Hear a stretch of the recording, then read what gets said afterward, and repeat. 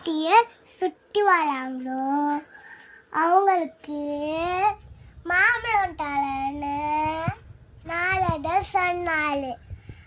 அப்போ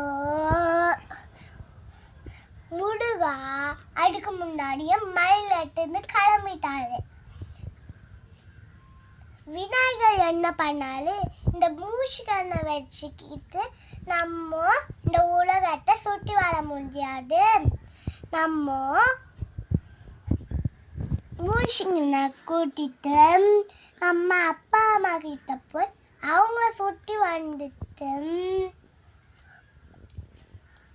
நாளதர்கிட்ட இருந்து மாம்பழம் வாங்கிட்டாள்.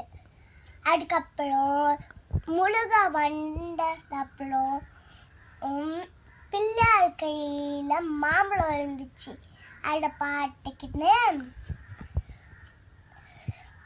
நாளதர்கிட்ட எனக்கும் ஒரு மாம்பழம் வேணும் சொன்னாரு. இதான் கடை.